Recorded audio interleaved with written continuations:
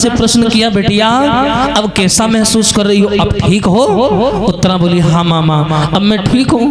भगवान चले आए। कुछ समय आने के बाद में जब उधर दुर्योधन भी मर गया, हस्तिनापुर अनाथ हो गई। श्याम सुंदर के सानिध्य में पांडवों ने हस्तिनापुर को अपनाया, वहां के राजपाट को हासिल किया। अब उसी हस्तिनापुर की पावन पुण्यमयी स्थली पर श्रोताओं परीक्षित जी ने आकर के जन्म लिया। बोलिए परीक्षित महाराज की। परीक्षित जी के दो नाम और बताए गए हैं सुख सागर में, एक है विष्णु रात और एक है विष्णु पाद। पाद माने पैर, विष्णु माने विष्णु जी। गर्भ में विष्णु जी के पैर पड़े थे, इसीलिए नाम पड़ गया विष्णु रात। जैसे श्रोताओं परीक्षित जी का जन्म हुआ, सब लोग बड़े प्रसन्न हुए, सब लोग बड़े मगन हुए। अब परीक्षित जी तो आ गए, अब आइए देखते हैं कि परीक्षित जी का कल्याण करने वाले और मृत्यु लोक में भागवत का घर घर प्रचार कराने वाले श्री सुखदेव जी महाराज का जन्म कैसे हुआ। क्योंकि इन दोनों का मिलाना जरूरी है भैया। जब ये दोनों मिलेंगे गंगा जी के किनारे तभी तो भागवत का शुभारंभ होगा। तो एक समय की बात है, परीक्षित जी का जन्म हो गया, इधर लालन पालन हो रहा है परीक्षित जी का। एक समय की बात श्रोताओं, ब्रह्मा जी के 10वें मानस पुत्र देवर्षि नारद, और बच्चों शांत बैठ जाओ, ओ जी ऐसी देखा ब्रह्मा जी के जो 10वें मानस पुत्र हैं देवर्षि नारद, नारद ने क्या किया श्रोताओं, इनका स्वभाव थोड़ा हास्य है। इनकी जब आप चर्चाओं को पढ़ेंगे ना तो इनकी चर्चाएं थोड़ा आनंद और मनोरंजन दोनों प्रदान करती हैं। नारद जी का स्वभाव ही थोड़ा ऐसा है। अच्छा, नारद जी ने एक बार विचार किया कि ब्रह्मलोक में बड़ी शांति है, और नारद जी को ये बात हजम नहीं होती थी कि लोग शांत बैठे। नारद जी का ये मतलब था कि थोड़ी उथल पुथल होती रहे। तो नारद जी ने हाथ में बीड़ा उठाई, बोले अब मैं जा रहा हूं, अब कहीं ना कहीं मौका लगा तो लड़ाई करवाएंगे जरूर हम।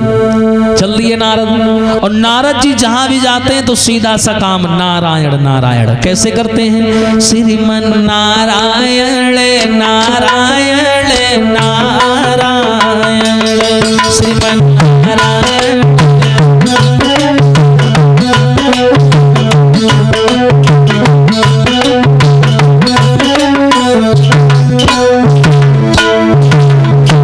श्रीमन नारायण नारायण नारायण श्रीमन नारायण।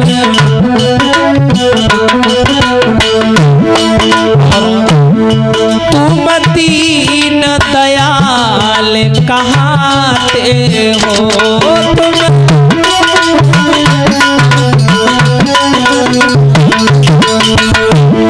फिर क्यों नहीं तरस दिखाते हो, फिर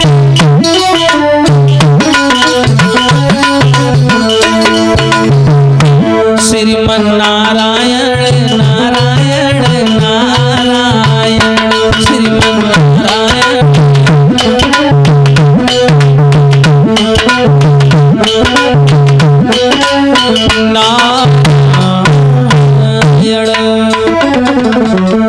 देवर्षि नारद माताओं बहनों पिता लोगों नारायण नारायण करते हुए चले, और जैसे ही नारद जी चले तो रास्ते में इनको मिला कैलाश पर्वत। नारद जी को नारद जी ने दाएं बाएं देखा, कोई नहीं नजर आया। नारद जी बोले मौका बढ़िया है, चले। और जैसे कैलाश पर्वत पर पहुंचे तो देखा मैया पार्वती बैठी हैं। एक बड़ी प्रसन्नता वाली बात, मैया पार्वती जी के जो गुरु है ना वो है नारद बाबा। तो जैसे पार्वती जी ने देखा गुरु जी आए हैं, तुरंत आसन डाल करके बैठाया। हाँ भैया हाल चाल पूछा, लेकिन नारद जी दाएं बाएं झांक रहे थे। तो पार्वती बोली तुम दाएं बाएं क्या देख रहे हो? नारद बोले ये बताओ तुम हो यहाँ पर, भोले बाबा नहीं दिखाई दे रहे हैं, वो कहाँ हैं? पार्वती बोली भोले बाबा थोड़ा काम से बाहर गए हैं, मैं अकेली हूँ यहाँ पर। अच्छा, नारद बोले तब तो बढ़िया है, हाँ तब तो हमारा काम हो जाएगा। तो नारद ने क्या किया, पार्वती जी को भड़काना शुरू कर दिया। हाँ इनका काम ही यही था। हाँ देखो, विष्णु जी ने जिसे चाहा उसे आबाद कर दिया, और नारद जी ने जिसे चाहा उसे पर। हाँ इनकी ना दोस्ती भली और ना दुश्मनी भली। हाँ भैया। तो नारद जी कहने लगे पार्वती एक बात पूछे तुमसे। पार्वती बोली हाँ पूछो। नारद बोले ये बताओ जो तुम्हारे पति हैं भोले ये बताओ पहले है कि नहीं? नहीं है, वो काम से बाहर गए हैं। हाँ ने पता चले पीछे ले भाला दौरी पर है। हाँ इसलिए जान ले कहीं है कि नहीं है? बोले नहीं है, यहाँ कोई नहीं है। अच्छा तो ठीक है। ये बताओ पार्वती जो तुम्हारे पति हैं भोले बाबा, हाँ हाँ, उनके गले में तुमने देखा एक मुंडों की माला पड़ी रहती है? हाँ पड़ी रहती है। हाँ तो ये बताओ उस माला में जो सर लटका रखे हैं ना भोले बाबा ने, खोपड़ी लटका रखी है, तुमने कभी पूछा है भोले बाबा से कि ये खोपड़ी किसकी है? कभी पूछा? पार्वती बोले कब नहीं पूछा। बोले हाँ हम कह रहे हैं कुछ गड़बड़ चल रहा है तुम्हारे उनके बीच में। अब वो आए तो उनसे पूछना कि बाबा जो ये खोपड़ी तुमने लटका रखी है गले में माला में, ये सर किसके है? पूछना जरूर पार्वती। ठीक है मामला बड़ा गंभीर है। हाँ और जो इतना बात कही भैया, इतना कह करके नारद जी चले आए। और उधर पार्वती के यहाँ चैन नहीं पड़े। हाँ भैया चैन नहीं, कहूँ ऐसी जाए कहूँ ऐसी जाए, पेट में खलबल पड़ी। और नारी का ये स्वभाव होता है, नारी को अधूरी बात अगर पता लगी है और पूरी जब तक वो जान नहीं लगी तब तक चैन से नहीं बैठेगी। हाँ ये वास्तव में नारी का स्वभाव ऐसा है। अब नारी से तुम इतना कह दो कि तुम सुंदर तो हो लेकिन लगा दो का मरब हो जाएगी। हाँ वही किया भोले नारद जी ने। नारद जी ने कह दिया एक काम करो, आए तो उनसे प्रश्न जरूर करना कि जो मुंडों की माला लटकाए हो ये सर किसके है? अब नारद चले गए, पार्वती को चैन नहीं पड़ रहा, उथल पुथल मचाए। तब तक क्या हुआ भोले बाबा आ गए। और जैसे ही भोले बाबा आए पार्वती झट से सामने जाकर खड़ी हो गई। बोली बाबा बाबा एक बात बताओ। भोले बाबा बोले पागल है, हम इतनी दूर से आए हैं, न भोजन न पानी। बाबा बाबा एक बात बताओ। क्या पूछना है पूछो। पार्वती बोली बाबा ये बताओ ये जो तुम्हारे गले में मुंडों की माला पड़ी है और इसमें जो ये सर लगे हुए हैं ये सिर किसके हैं ये बताओ।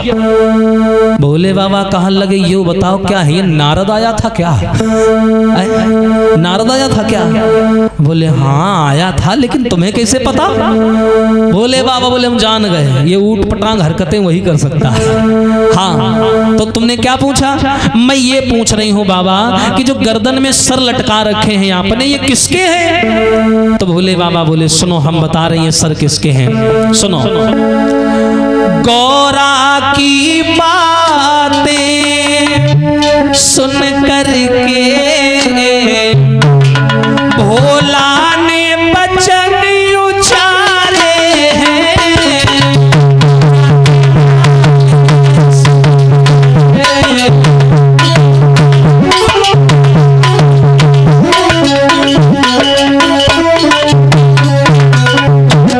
और गौरा की बातें सुन करके भोला ने बचन उचारे हैं। क्या पार्वती ये सर की बातें करी रही हो, ये सर की बातें करी रही हो और ये सदरे शीश तुम्हारे हैं। सर की बातें करी रही हो।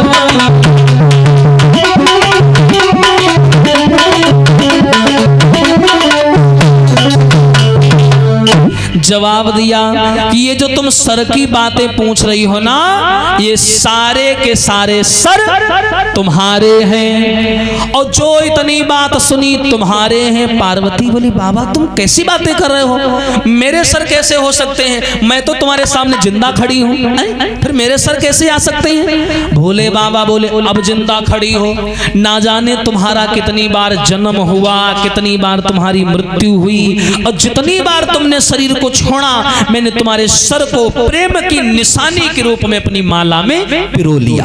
ध्यान रखना, हाँ इसीलिए माला में पिरो लिया। पार्वती बोली अरे राम राम हम इतने दाएं मर चुके हैं। बोले हाँ तुम इतनी बार मर चुकी हो। तो पार्वती बोली बाबा ये बताओ हर दाएं हम मरी जाई थी तुम काहे नहीं मरती हो? और कहा हम मरे तुम मरो। हाँ बोले हम मरते हैं तुम क्यों नहीं मरते हो?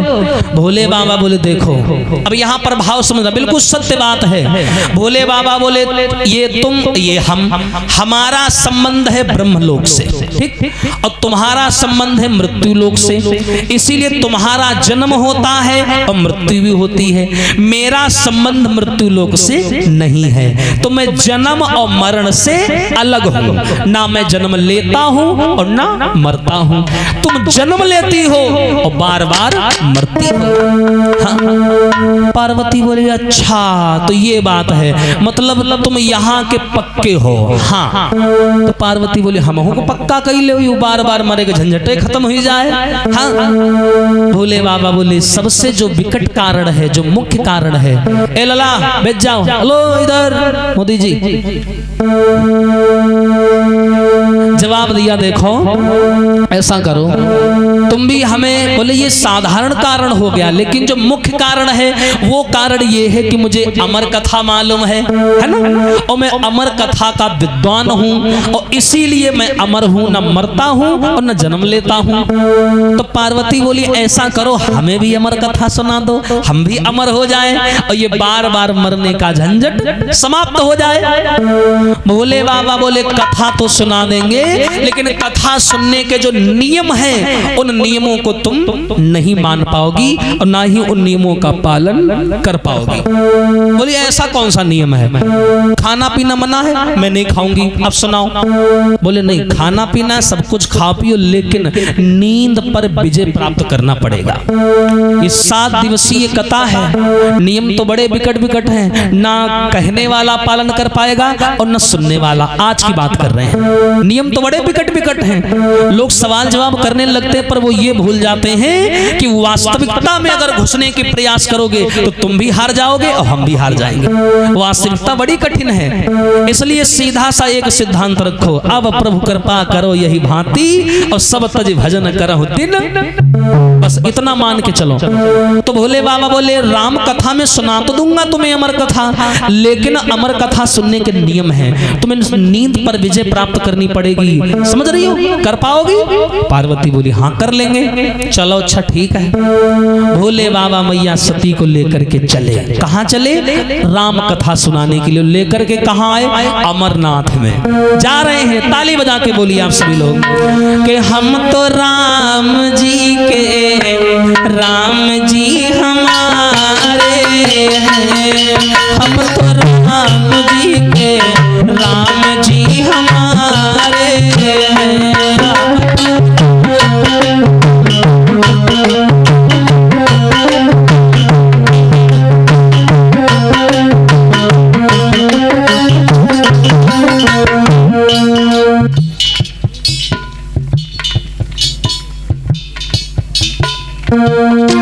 कि हम तो राम जी के, राम जी हमारे हैं, हम तो राम जी के।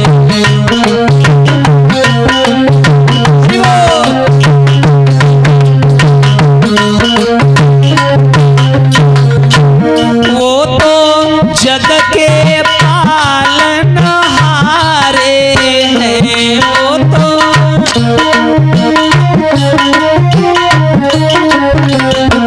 वो तो जग के पालनहारे हैं, हम तो राम जी के, राम जी हम राम जी, राम जी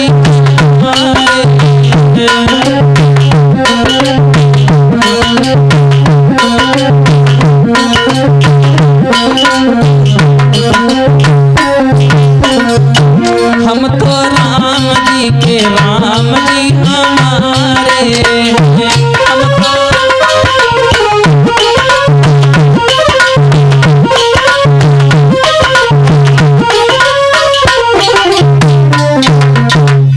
बोलिए सच्चिदानंद भगवान की। अब भोले बाबा मैया सती को लेके अमरनाथ की गुफा में आए। ध्यान से सुनिएगा। और जैसे ही माताओं भोले बाबा लेकर के मैया सती को आए तो त्रिशूल उठाया। अमरनाथ में बड़ी सर्दी पड़ती है, ठंडा इलाका है वहां का, बर्फीला। भोले बाबा ने त्रिशूल उठाया, आज्ञा दी जाओ ऐसा करो, इस गुफा में जितने भी जीव जंतु हैं ना सबको बाहर करो, ठीक है। हमारे और पार्वती के अलावा कोई तीसरा सदस्य यहाँ नहीं होना चाहिए। क्यों? अगर उसने कथा सुन ली, अमर हो गया, तो अपनी शक्तियों का गलत फायदा उठा सकता है। मुझे भरोसा नहीं है पृथ्वी लोक के लोगों पर। हाँ, इनको सबको निकाल के बाहर करो। त्रिशूल ने सबको निकाल के बाहर तो कर दिया, लेकिन एक सुख का अंडाशय वहीं गुफा में पड़ा हुआ था। भोले बाबा ने देखा कोई है तो नहीं, बोले कोई नहीं है, चलो ठीक है। आसन लगाया भोले बाबा ने, बैठ गए। पार्वती जी को सामने बैठा लिया, कहा सुनो मैं कथा सुनाने जा रहा हूं, सोना नहीं, बस इतना याद रखना, नींद पर विजय प्राप्त करनी है, सोना नहीं, समझ रही हो।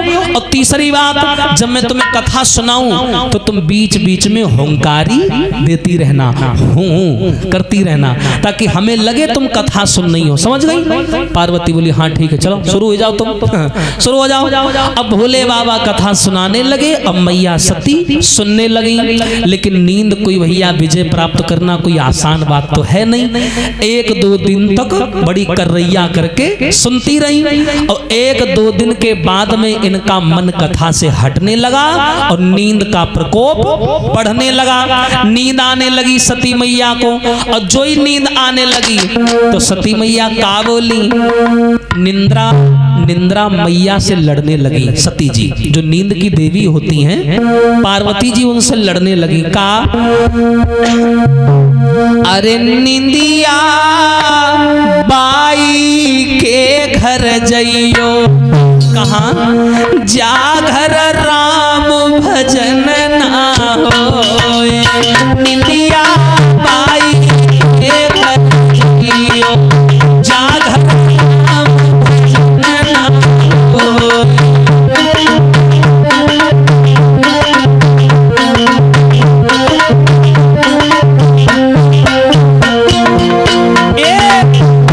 अरे हमें क्यों सता रही हो? सताना है तो किसी और को सताओ जा करके, हमें मत सताओ। हम तो यहाँ कथा सुनने बैठे हैं, मैं तो राम का भजन कर रही हूँ। जाना है तो वहां जाओ जो राम का भजन ना करते हो।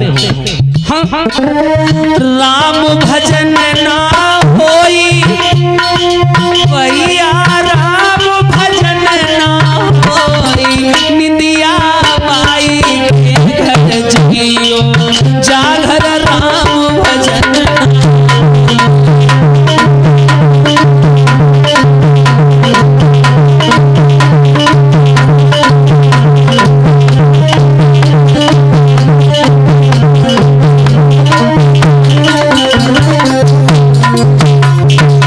और जानती हो मैया, रात में कौन कौन जागता है? कौन जागता है?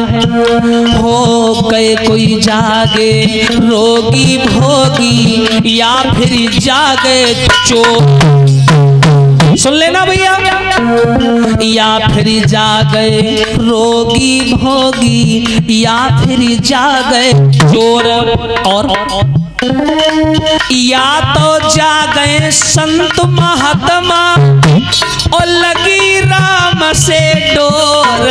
निंदिया बाई के घर जइयो, जा घर राम भजन ना होए।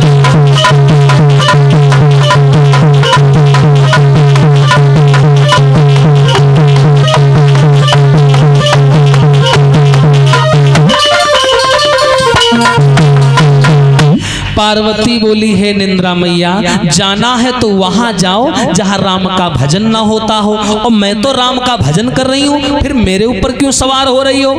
तो निंद्रा मैया ने कहा, सती जी सत्य बताओ, क्या तुम मन से राम कथा सुन नहीं हो? झूठ मत बोलना, सच बताओ, मन से सुन रही हो? पार्वती बोली मन तो खैर नहीं लाग रहा है, जबरदस्ती बैठे हैं। हाँ, तो बोले तो फिर जब जबरदस्ती बैठोगी तो मैं तो सताऊंगी। हाँ, अगर तुम सच्चे मन से राम कथा सुनती तो क्या हम तुम्हारे पास भला आते? नहीं आते। हाँ, अब इन्होंने, इनका संवाद चल रहा है, उधर भोले बाबा राम कथा सुनाने में लगे। उधर सुख का जो अंडा से था वो अपनी समय सीमा पूरी हुई तो वो फूटा और तोते का बच्चा बाहर निकला, और वही तोते का जो बच्चा है वो राम कथा को श्रवण करने लगा। और जब श्रवण करने लगा और जैसे साप्ताहिक दिन पूरे हुए, पार्वती जी सो गई। अब इनकी जगह पर वो तोते का बच्चा हुंकारी दे रहा, और जब हुंकारी देने लगा, जैसे 7 दिन पूरे हुए, भोले बाबा ने अपने नेत्रों को खोला, देखा पार्वती जी सो रही हैं सामने। तुरंत जगाया, देवी देवी उठो उठो। पार्वती जी उठी, हाँ क्या हुआ? अरे क्या हुआ? तुम सोने आई हो कि कथा सुनने आई हो? बताओ, तुम सो गई, कथा सुनी कि नहीं सुनी? पार्वती बोली हमें नहीं पता, हमने बड़ी कोशिश करी जागने की लेकिन हम असफल हो गए, हम नहीं सुन पाए। भोले बाबा बोले अगर तुम नहीं सुन पाई, अच्छा ये बताओ कितने दिन सुनी? पार्वती बोली 1-2 दिन सुन पाई थी, उसके बाद हम सो गए। अच्छा, जब तुम सो गई तो तुम्हारी जगह हुंकारी कौन भर रहा था? पार्वती बोली जब हम सो गए तो हमको क्या पता कौन हुंकारी भर रहा था? भोले बाबा जान गए कि इसका मतलब है कोई तीसरा सदस्य है जिसने ये कथा सुनी है। तुरंत त्रिशूल को आज्ञा दी, कहा ऐसा करो जाओ 4 पहर के पहले उसे मार दो जाकर के, क्योंकि 4 पहर के बाद कथा का मूल्यांकन उसके जीवन में होना शुरू हो जाएगा और वो अमृत को प्राप्त हो जाएगा, अमर हो जाएगा, फिर तुम उसे मार नहीं पाओगे। जाओ जल्दी मार के आओ। अब भैया त्रिशूल जो था वो आग उगलता हुआ दौड़ा, और जो तोते के बच्चे ने अपनी ओर त्रिशूल को आता हुआ देखा तो पंख फैला करके वो गुफा से बाहर निकल आया। अब आगे आगे तोता भागे और पीछे से त्रिशूल भी जारी है।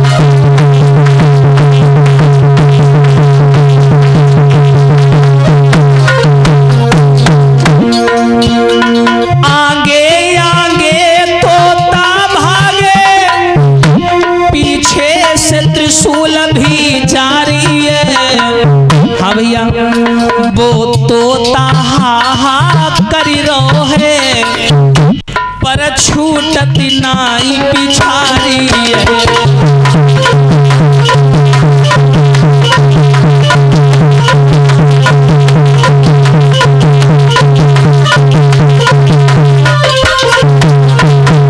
याद रखना समाज के लोगों, आगे आगे तोते का बच्चा, पीछे पीछे त्रिशूल। तोते का बच्चा बोला लगो, कहां तक तुम पीछा करोगे? त्रिशूल बोला तुम भागो, कहां तक भागोगे? तोते का बच्चा बोला हमारा पीछा मत करो, हमने भी कथा सुन ली है, हमारे अंदर भी दम आ गई है, कहां तक पीछा करोगे? करो। अब ये तोते का बच्चा पूरे संसार का भ्रमण कर आया, लेकिन उसे कहीं भी छुपने का स्थान नहीं मिला। तो ये उड़ते उड़ते तमसा नदी के किनारे पहुंच गया, और उसी तमसा नदी के किनारे इसी भागवत को लिखने वाले श्री वेद व्यास जी का आश्रम था। व्यास जी का तो जो पाराशर के पुत्र थे, तो जैसे वेद व्यास जी के आश्रम के नजदीक ये तोते का बच्चा आया तो उसने देखा कि जो व्यास जी की पत्नी है वो उठी बिस्तर से, सो रही थी, सवेरे सवेरे का मुहूर्त था, और जैसे ही वो बिस्तर से उठी तो देखा होगा जब नींद से आदमी जगता है तो जमुहाई आ जाती है। तो जैसे ही व्यास जी की पत्नी ने जमुहाई ली तो तोते के बच्चे ने सोचा ये जगह बढ़िया है, यहीं चलो, फिर किसी के बाप की हिम्मत नहीं है कुछ भी कर ले। हाँ, तो तोते के बच्चे ने क्या किया, वो मुंह के द्वारा गर्भ में चला गया। बोलिए कन्हैया लाल की।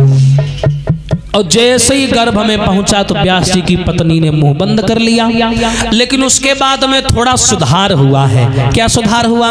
भगवान ने ऐसा सिस्टम बना दिया कि आजकल जब लोगों को जमुहाई आती है ना, तो ये दोनों हाथ में से कोई एक हाथ अपने आप मुंह के आगे आ जाता है, ताकि कोई बाहर की चीज अंदर ना जाए। और फिर भी बहुत ऐसे होते हैं अज्ञानी लोग, बिना हाथ लगाए जमुहाई ले लेते हैं, होते हैं, बहुत ऐसे होते हैं। तो इन्होंने क्या किया, जैसे ही पेट में चला चला गया।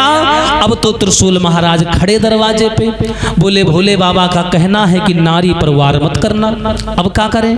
त्रिशूल ने आके भोले बाबा को सूचना दी, महाराज ऐसी सी बात है, वो गर्भ में चला गया है, अब तो बाहर भी नहीं आएगा।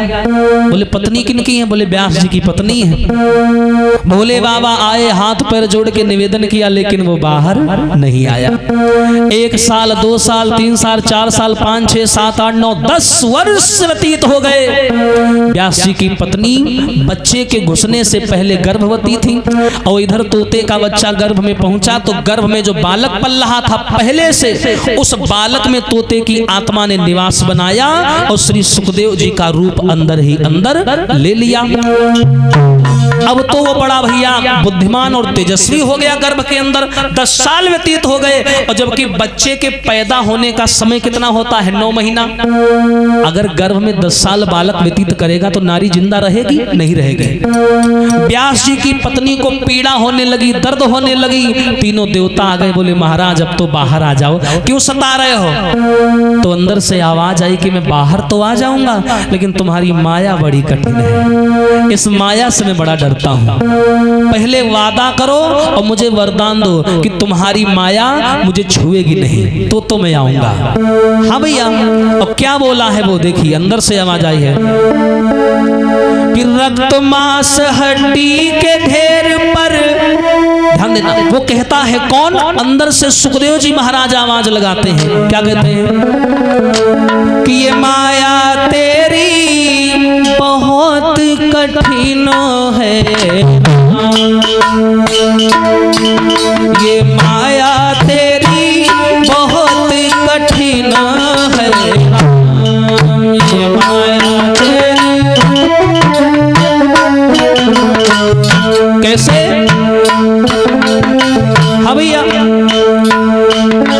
रक्त मांस हड्डी के ढेर पे मढ़ा हुआ है चाम, रक्त मांस हड्डी के ढेर पे मढ़ा हुआ है चाम।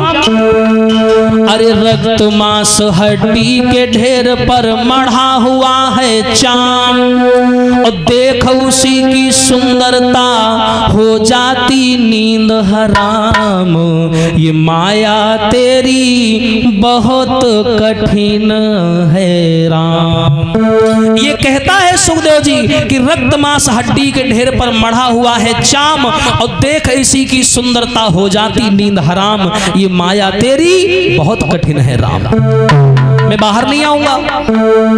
विष्णु जी बोले भैया आओ चाहे ना आओ, ये हम आशीर्वाद नहीं दे सकते, क्योंकि ये तो संसार का नियम है कि यहाँ जो आएगा माया उसे पकड़ेगी जरूर। तो बालक बोला ठीक है, फिर ना बुलाओ, हम आएंगे नहीं, हमको क्या दिक्कत है, हम यहीं रहेंगे। अब भैया वहां जान की बाजी आ गई। व्यास जी की पत्नी के मुख से रक्त निकलने लगा, खून निकलने लगा, पीड़ा होने लगी, शरीर पीला पड़ने लगा। व्यास जी बोले अब तो ये बचेंगी नहीं, जल्दी आ जाओ बाहर, जल्दी आ जाओ। वो बोला मैं आने को मना नहीं कर रहा हूं, पर इन तीनों देवताओं से मुझे पहले वचन दिलवाओ कि जब मैं बाहर आऊंगा तो उनकी माया मुझे छुएगी नहीं, तो मैं आऊंगा। अब विष्णु जी मजबूर हो गए, बोले चलो अच्छा ठीक है भाई, तुम आ जाओ, हम तुम्हें आशीर्वाद दे रहे हैं कि हमारी माया तुम्हें नहीं छुएगी। उन्होंने कहा सुखदेव जी ने अंदर से कि ना मैं किसी का पुत्र हूं और ना कोई मेरा पिता है। जब मैं बाहर आऊंगा तो कोई मुझको पुत्र कह के ना बुलाए, कोई मुझसे ये ना कहे बेटा मैं तेरी माँ हूं, तू मेरा पुत्र है, कोई मुझसे ये ना कहे कि भैया मैं तुम्हारी बहन हूं, तुम मेरे भाई हो। ये माया मोह मुझे बिल्कुल नहीं चाहिए। हाँ भैया, इतना कहने के बाद में आज 12 साल की उम्र के बाद में श्री सुखदेव जी ने आश्रम में जन्म लिया। बोलिए सुखदेव भगवान की। अब जैसे ही सुखदेव जी आए, बालक का जन्म होता है तो नार लपेटे रहता है, नार जो होता है वो लपेटे रहता है बालक। सुखदेव जी नार लपेटे लपेटे गर्भ से बाहर आए, उठ के खड़े हो गए और तुरंत जंगल की ओर भाग खड़े हुए। लेकिन व्यास जी की नजर पड़ी। पहले ही विष्णु जी ने मना कर दिया था कि कोई मोह नहीं दिखाएगा इसको, ये जो करे करने दो। लेकिन व्यास जी ने उस बच्चे को देखा, सीखा, माथे पर चमक, विशाल चेहरा, प्रचंड ज्ञान, ऐसा दिव्य बालक देखा तो व्यास जी की पिता की ममता जाग गई। व्यास जी ने सोचा भगवान अगर ऐसा बालक मिल जाए तो जीवन धन्य हो जाएगा। व्यास जी दौड़ पड़े पीछे, बेटा बेटा रुक जाओ। और जो इन्होंने बेटा कहा सुखदेव जी नाराज हो गए। बोले देखा विष्णु जी, मैंने कहा था कि तुम ईमानदार आदमी नहीं हो, तुम्हारी ईमानदारी बेकार है। तुम कहते थे माया नहीं पकड़ेगी और ले ये हमको बेटा बेटा कहने लगे, यही तो माया है। देख लिया दुनिया का और हमने नजारा, और ना हम किसी के ना कोई हमारा, ना हम किसी के ना कोई हमारा।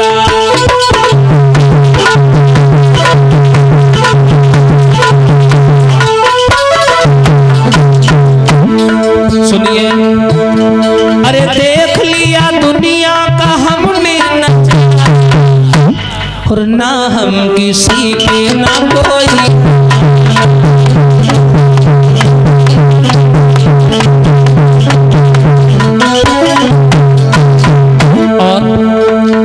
विष्णु जी तुम वादे के पक्के नहीं हो।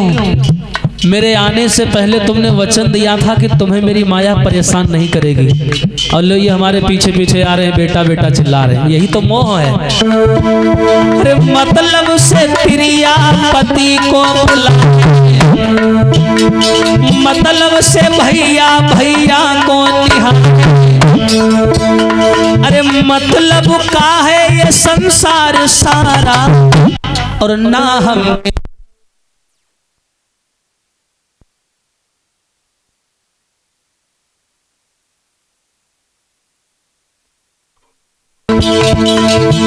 महाराज।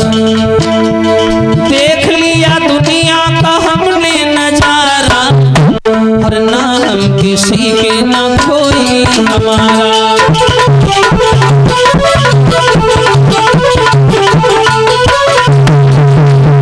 कोई किसी का नहीं है। सुर नर मुनि और सबकी यह रीति, और स्वार्थ लागी करें सब प्रीति। अरे मैं किसी का नहीं हूं, मेरे पीछे पीछे मत आओ। जो ये आवाज लगाई है, व्यास जी बोले बेटा मैं तुमसे कोई काम नहीं करवाऊंगा, तुम जैसे मर्जी हो वैसे घर में रहना, जो मन में आए वो करना, मैं तुमको रोकूंगा टोकूंगा नहीं, तुम मेरे पुत्र हो।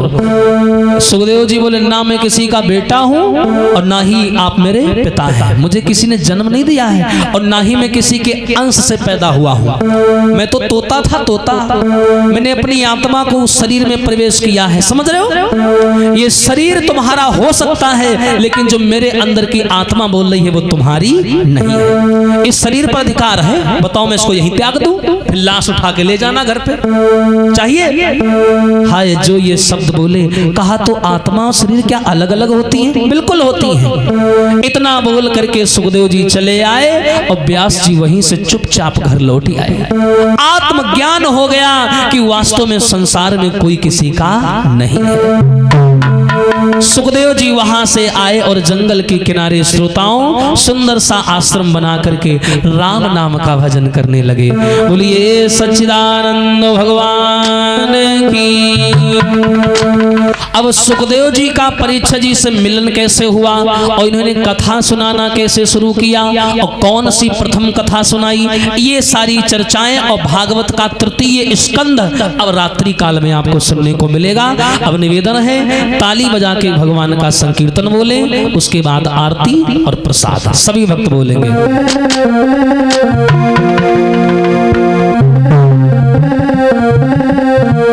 वृंदावन बोले मोर हाँ मोर, और गोकुल में शोर भयो भारी। वृंदावन बोले मोर हाँ मोर, गोकुल में शोर भयो रे भारी।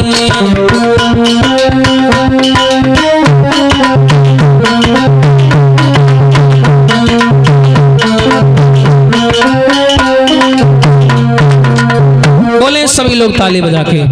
और आप हैं श्रीमान पातीराम शुक्ला जी तोंकलपुर से 51 रुपए, श्रीमान छोटे लाल यादव तोंकलपुर से 21 रुपए, कमलेश यादव तोंकलपुर से 51 रुपए, छोटक्के बलेहरा से हैं 51 रुपए, श्रीमान अखिलेश यादव तोंकलपुर से हैं 21 रुपए, डॉक्टर संजीव यादव जी तोंकलपुर से हैं 101 रुपए, बांके शुक्ला जी तोंकलपुर से हैं 101 रुपए, अंश यादव तोंकलपुर से हैं 11 रुपए, रतिराम यादव जी तोंकलपुर से हैं 51 पुष्पमुद्राएं भेंट हो रही हैं।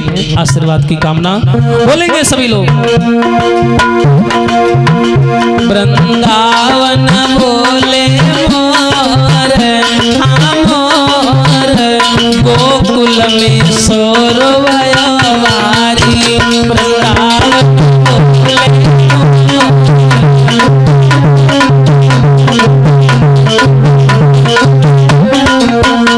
और अरे उड़ी उड़ी मोर कदम पर जावे, उड़ी उड़ी मोर, हाँ उड़ी उड़ी मोर कदम पे जावे, उड़ी उड़ी अरे बैठे पंख पर हम गोकुल में सोर भयवारी।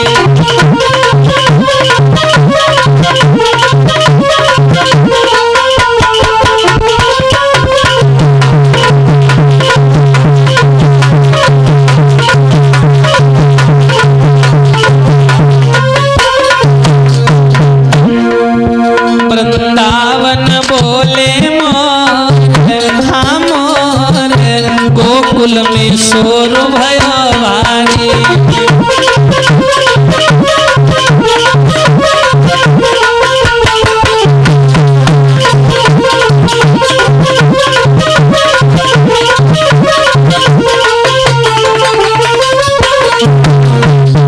बोलिए कन्हैया लाल की। अब खड़े हो जाएं सभी भक्तों।